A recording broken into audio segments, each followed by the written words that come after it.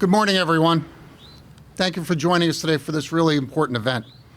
I'm Mike Carroll, the PennDOT Secretary, and I'm pleased to be joined by my colleagues to call attention to Work Zone Safety as we kick off National Work Zone Awareness Week, which begins today. As you can predict, we're at the beginning of a construction season, not just here in Pennsylvania, but across the nation. This means improved roads and bridges, but it also means danger for PennDOT workers and our contractors.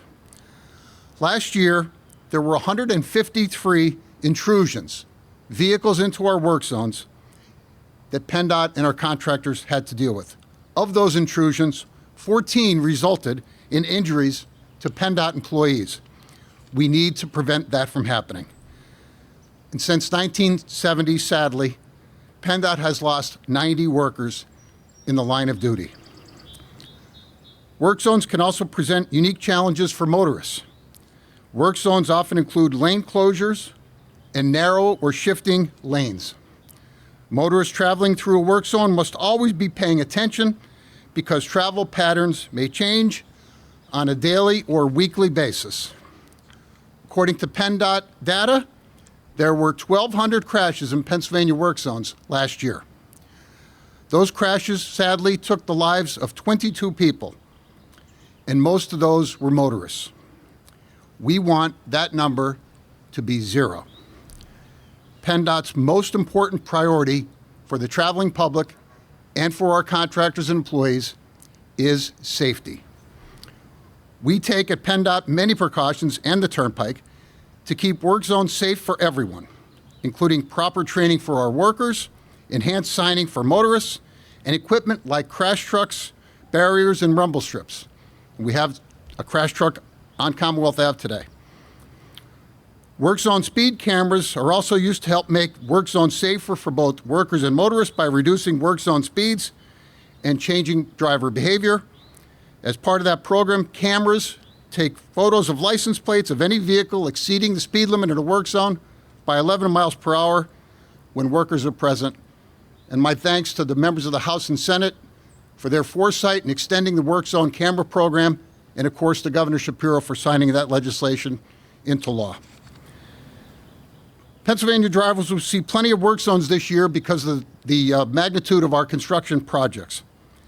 Thanks to increased federal spending and action in Governor Shapiro's budget last year that secured a decoupling of an additional $125 million, Pennsylvania's road and bridges will see 1,800 construction projects underway during 2024. That means improvements, but it also means drivers need to pay attention to the moms, dads, sons, and daughters who are working in these construction projects. Work zones may be a temporary inconvenience, but the actions that drivers take can have lifelong effects. Please make the safe choice. I know everyone's in a hurry. I know everyone wants to get where they're going quickly, but please slow down in work zones. So often we have nothing but orange cones protecting drivers from workers. We do need the traveling public to pay attention to work zones and slow down. And of course, we encourage everyone to buckle up every trip. It's the single most important step that can be taken to ensure safety of the folks in the vehicle. Working together, we can all do our part to prevent crashes and fatalities in work zones. I implore the members of the traveling public, when they see the traffic control devices warning of a construction zone, they see the presence of orange cones, please slow down. It's in the interest of everyone to keep everybody safe. Our workers, Turnpike workers, contractors, and the motoring public. I'm happy now to turn the podium over to my friend and colleague from Turnpike, CEO Craig Shuey. Craig.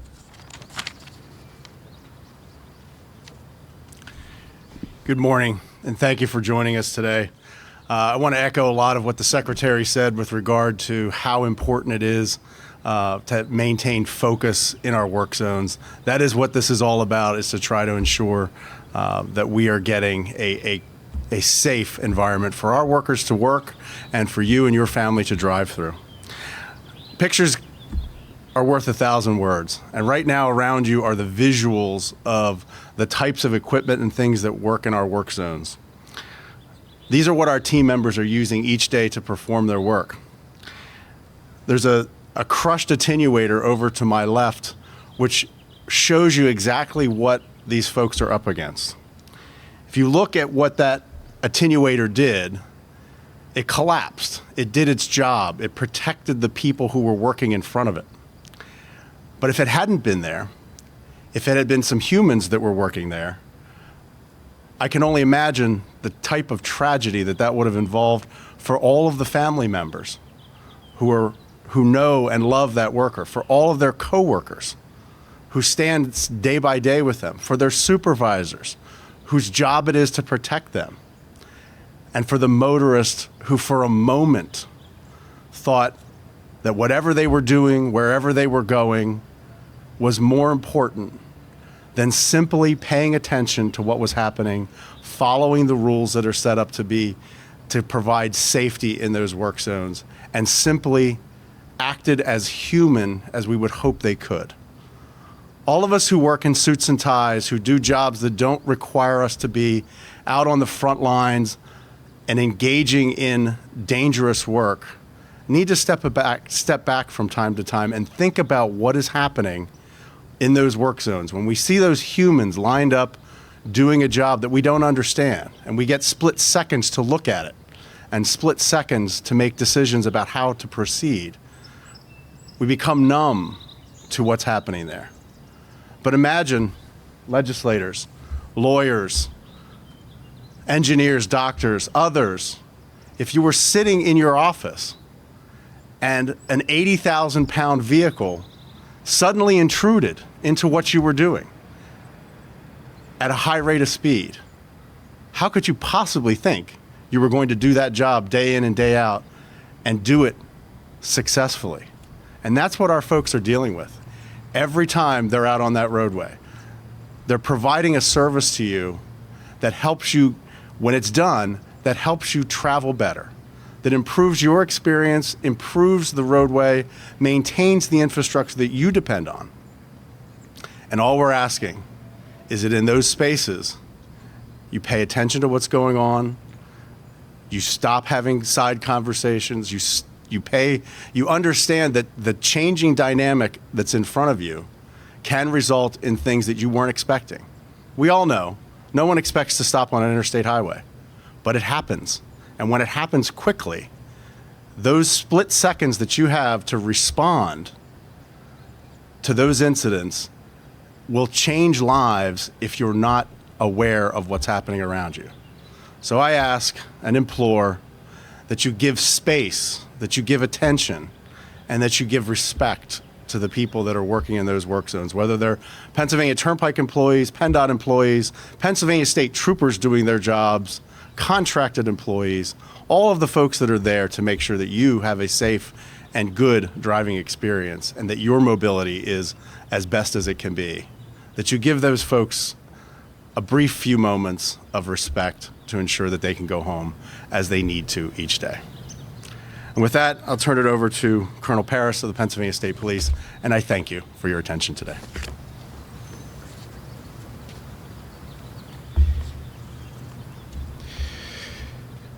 Good morning. It's my pleasure to be joined today by our public safety partners for National Work Zone Awareness Week. I appreciate the work of these agencies as we collectively strive to improve safety on Commonwealth highways.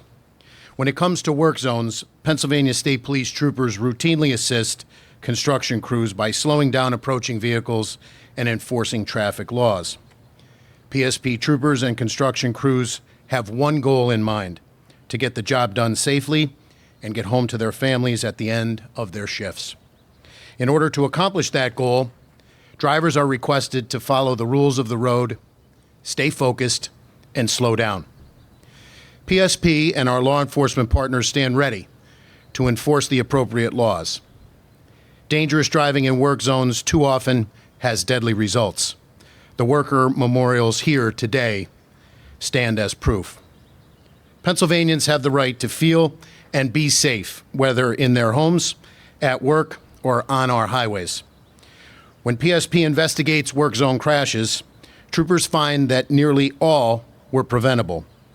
The most common factors contributing to work zone crashes are driving too fast for conditions, careless passing and lane changes, tailgating, and distracted driving.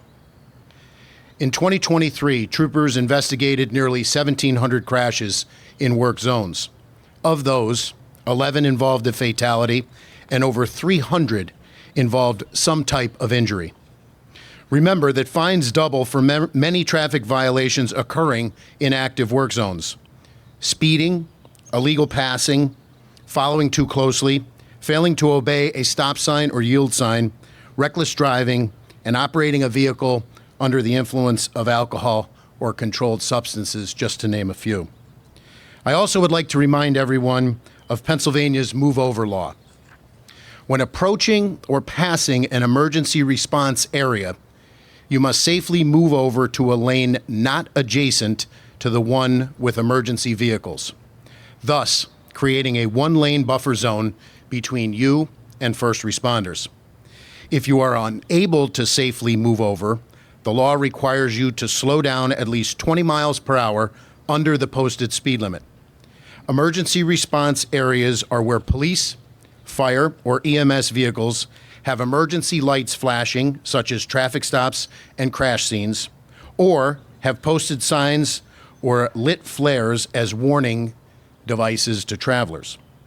Move Over also applies to tow trucks, providing roadside assistance, and any and all disabled vehicles with at least 2 emergency displays present.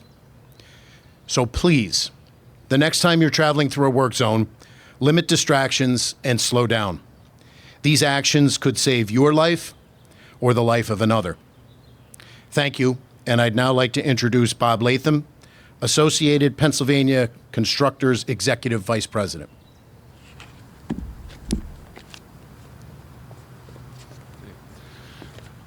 Thank you, Colonel. It's a pleasure to be here. We really appreciate the opportunity to participate in this event today, heralding the start of Work Zone Safety Week here in Pennsylvania and throughout the nation.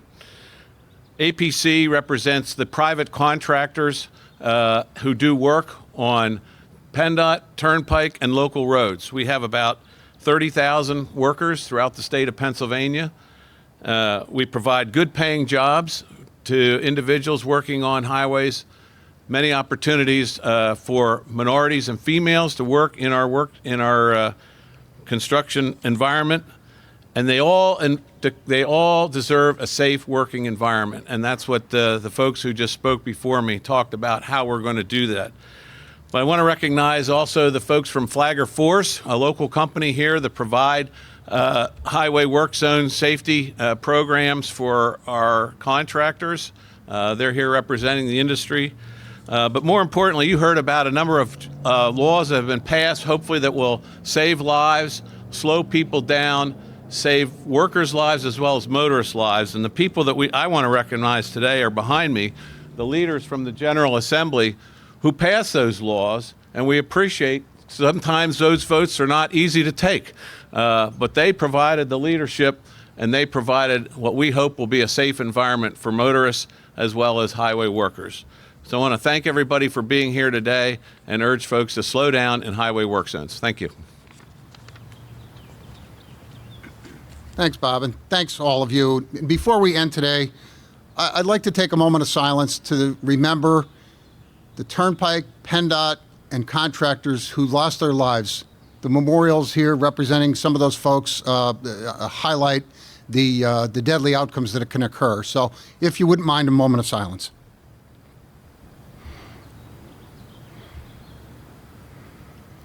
Thank you all so much. Thank you for calling attention, for all of us, for joining us and calling attention to this important subject. Please slow down in the work zones. Thank you, and we'll be happy to field some questions from the media if somebody wants a question behind the podium, or we can do it individually if that's the preference.